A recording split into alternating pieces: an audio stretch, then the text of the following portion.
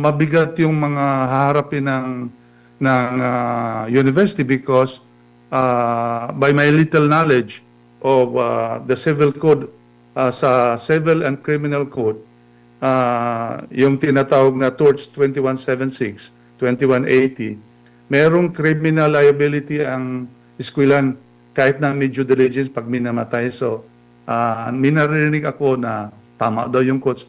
Pag minamatay dyan, hindi tama yan. That's why the ultimate end of a varsity in a university is not about it's not about winning. It's about participation. You can strive for excellence without neglecting the life of individual. Yun ang pinaka-ultimate goal ng university.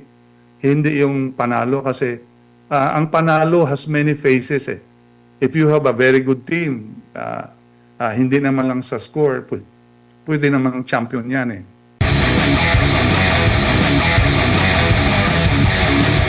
So matotal, Chairman, merong kapabayaang nangyari dahil matatandaan natin, nabanggit ko nga kanina, marami na rin mga nagbigay ng testimonya, lumalabas yung mga lumang mga interviews ng mga dating athletes. So ibig sabihin, dapat nakapag-adjust ka na kung meron ng nangyaring mga problema noon. Meron silang nababanggit, muntik na raw malunod, grabe daw yung ano nila. So dapat may adjustment. Tapos lumilitaw din ngayon dito po sa social media na meron palang mga karatula din doon. Talaga na hindi pwedeng kasi alam natin yung Aurora parang nagiging surfing din yan destination. Malakas yung alon. May mga karatula din pala yung mga doon, mga government agency patungkol po sa pagiging dapat maingat sa paglalangoy, lalo na kung walang kumpanyo na magliligtas sa panahon po ng aksidente. So may nakikita talaga kayong kapabayaan dito, Sir William? From my heart, yes, because narinig ko yung interview ni Bilangel na it's a deadly training for 1 week and the coach is deadly and he is not a friend. I think it's violative to a coach because the coach, being the father of the team, meron tinatawag na core doctrine of being a father. You care. Number one is the care. While you are on training, while you try to condition your athletes, train them well, but the very core of that is not, wag mo siyang pabayaan because responsibilidad mo yan pag mangyari sa bata mo. So you have to act like a father. And that's the responsibility of the university. Whether you're a small school or a big school, that's why the athletic department, which handle the varsity, is anchored on the Jesuit education, which I'm very, very familiar. And in the pyramid of success of John Wooden, which is a respected coach in the US NCAA, the coach is the father. You should not be the athlete. Dapat hindi natatakot yung athlete sa iyo. Ang mga bata nagsusumbong sa problema sa grado, problema sa pamilya. Actually, alam mo yung problema ng bata eh. Kung may problema ang bata sa pera, problema ng mga magulang, you are the number one, you are the best friend. You are the counselor of an athlete. You should not be, hindi ka dapat katakutan. And I was shocked when Bilangel, a very good athlete who's now playing in Korea, sabi niya, the coach is not a friend during that deadly training. Wow. So nawala yung values that was embedded in man for others of a university. So talagang panalo ang at stake doon, yung trophy sa UAAP. And I think it's something that the school has to evaluate and assess. Opo, Chairman, mayang gabi sir, si MJ po ito. Isa po Yes, sa sir. mga isinusulong ngayon ng pangkat o grupong binuo po ng Philippine Sports Commission. Yung kanila pong tinatawag na Sports Stakeholders Panel. Kasama po nila dito ang DepEd, ang CHED, ang SBP, UAAP at saka yung National Youth Commission.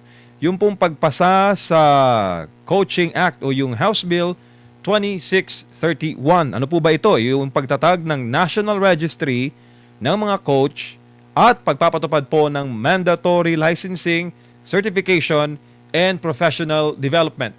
Anong tingin mo doon, Chairman? Tama naman yun. Tama naman yun. Actually, merong ng batas, yung Act number 1067 by the tertiary CHED, no?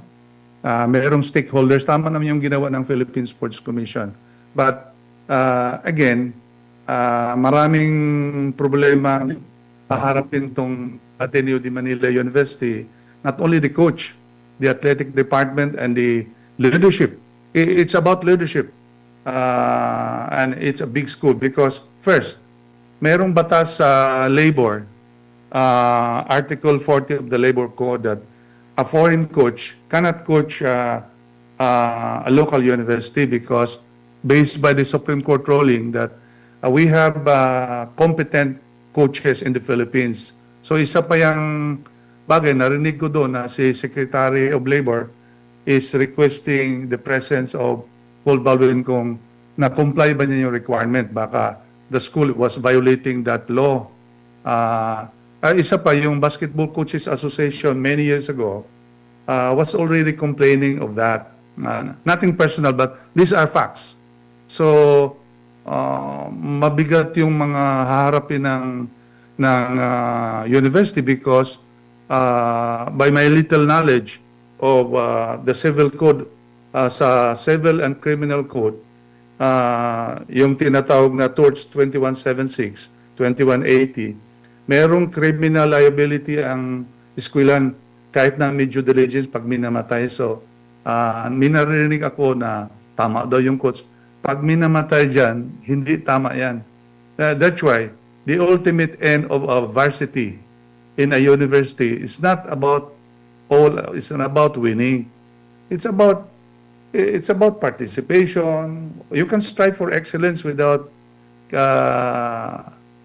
neglecting the life of individual. Yun ang pinaka-ultimate goal ng university. Hindi yung panalo kasi ang panalo has many phases eh. If you have a very good team, hindi naman lang sa score, pwede namang champion yan eh.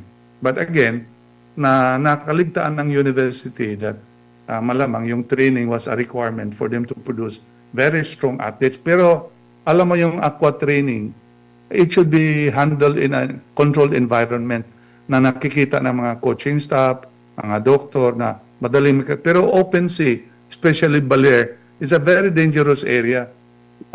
And the school, the athletic department and the university allow it. So may pananagutan din kasi may tinatawag may primary responsibility dyan, yung coach at saka coaching staff, tapos athletic office, tapos the university leadership, yung tinatawag tayong collective subsidiary responsibility, no? Kasi ang unang mananagot dyan, coaches. Pag sa kaso, kasi kakasuhan talaga yan for damages, negligence, pag walang pera yung coaching staff, ang sisingilin yan yung university. So merong pananagutan talaga yan. And I think we should not emphasize the negativity of this, but we should learn out of this incident. We should learn a lesson, especially among those universities who are really very aggressive on putting up a very strong team. Kaya nga, kasi in the past, meron ng shoe order dyan, shoe cause order ng CHED, yung INU at saka UST many years ago, na nagtitraining sila during off-season, pero merong COVID, merong mga pinagbabawal doon. Pero ito, wala namang COVID. But I think nangyari yon. So, it's really a big lessons.